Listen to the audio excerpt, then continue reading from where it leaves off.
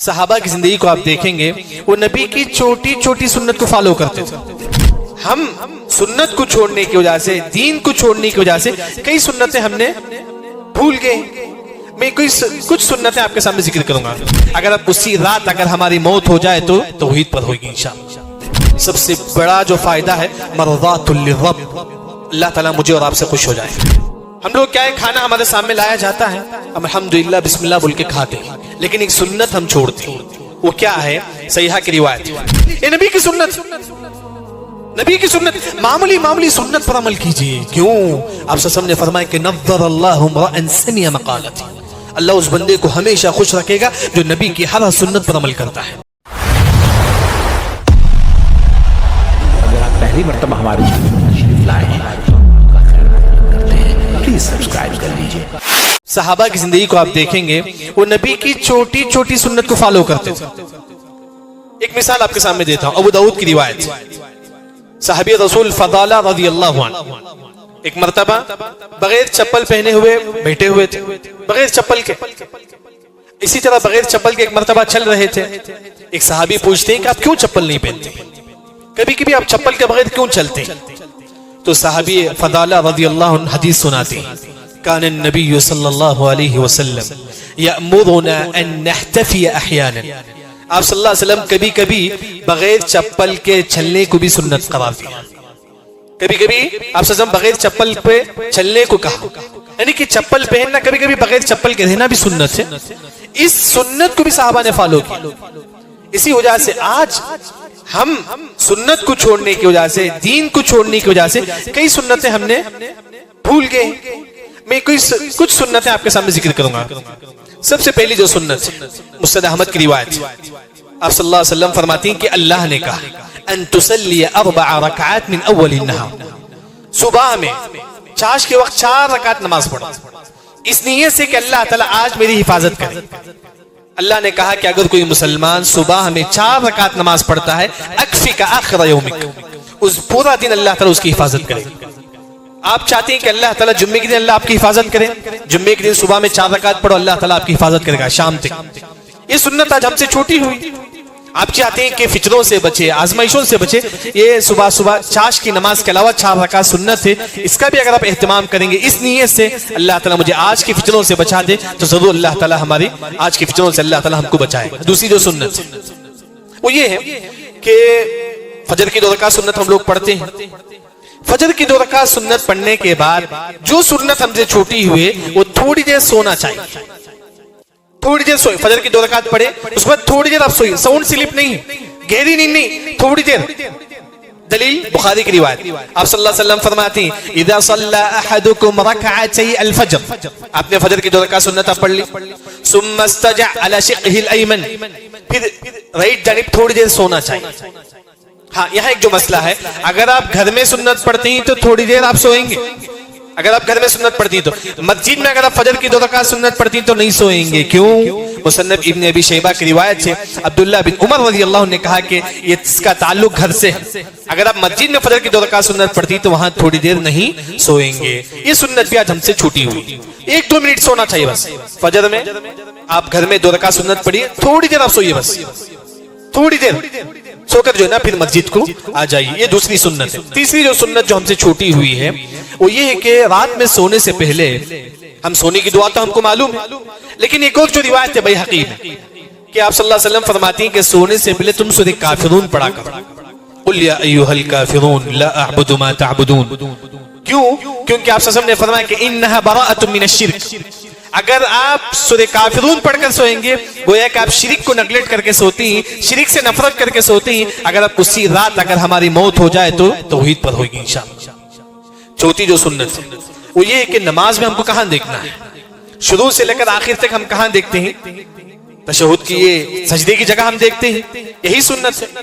لیکن تشہد کی وقت کہاں دیکھنا چاہیے؟ تشہد کی انگلی کی طرف۔ جب دوسری رکعت میں آپ تشہد کو بیٹھتے ہیں، مغرب کی تیسری رکعت میں تشہد کو بیٹھتے ہیں، عشاء کی چوتھی رکعت میں، دوسری رکعت، جب بھی آپ تشہد کو بیٹھے تو کہاں دیکھیں گے؟ تشہد کی انگلی کی طرف۔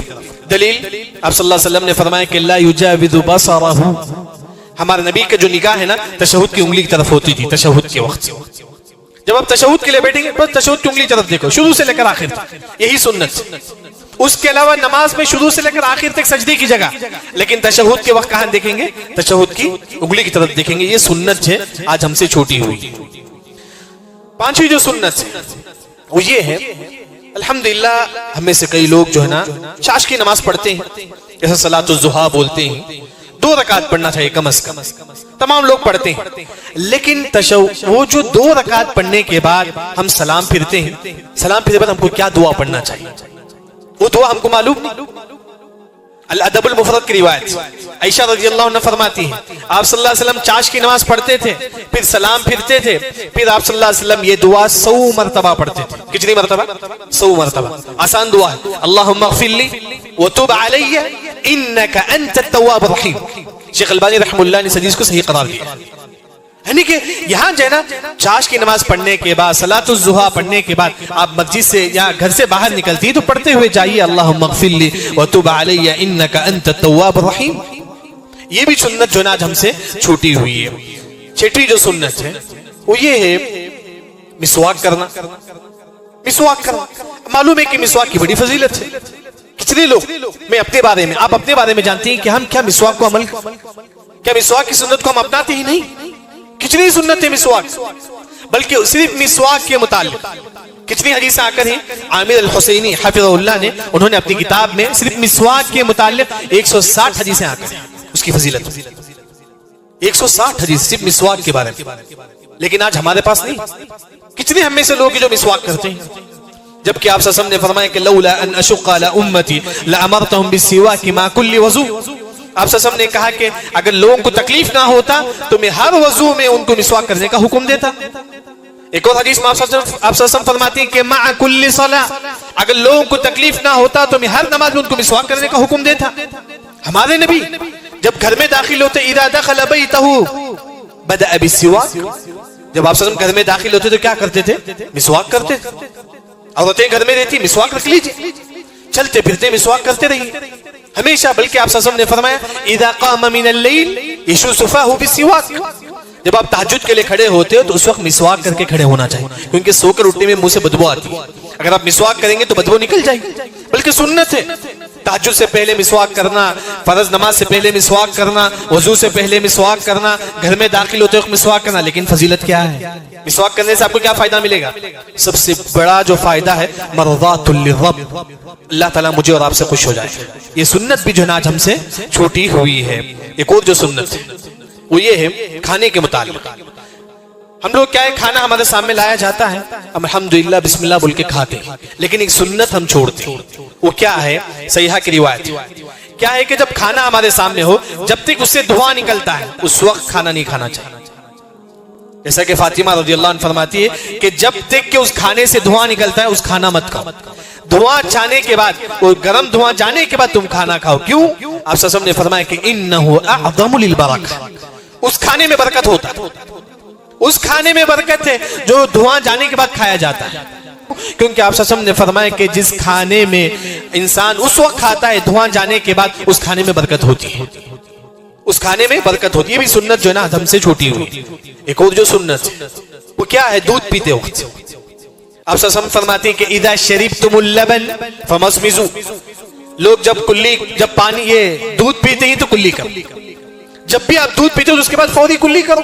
کیوں؟ آپ صلی اللہ علیہ وسلم نے فرمایا کہ فإن له دسما، دودھ میں کیا ہوتا ہے کہ چکناہٹ ہوتا ہے جو آپ کے دانت کو خراب کر سکتا ہے۔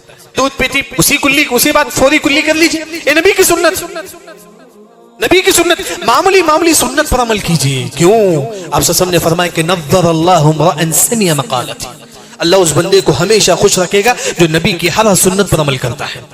امام احمد بن حنبل رحمہ اللہ اپنے بارے میں خود کہتے ہیں میں نے جب بھی کوئی حدیث پڑھا تو عمل کیا سوائے ایک حدیث پر، یہ ایک حدیث کے میں زندگی میں ہر حدیث پر عمل کیا۔ کون سے حدیث پر عمل نہیں کیا؟ امام احمد بن حنبل رحمہ اللہ ایک مرتبہ آپ صلی اللہ علیہ وسلم اونٹ پہ بیٹھ کے طواف کیا، انہوں نے اس حدیث پر عمل نہیں کیا، اس کی وجہ اس کے بعد اس کے علاوہ جو حدیث ہے تمام حدیث پر انہوں نے عمل کیا۔ یعنی کہ نبی کی چھوٹی چھوٹی جو حدیث ہے اس پر عمل کیجیے، اسی میں زندگی میں سکون ملے گا، برکت ملے گی، بلکہ اس سے بڑا فائدہ ہمارے گناہ معاف ہوں گے۔ قل ان کنتم تحبون اللہ فاتبعونی یحببکم اللہ، اللہ آپ سے محبت کرے گا، ویغفر لکم ذنوبکم، اللہ ہمارے گناہوں کو معاف کرے گا۔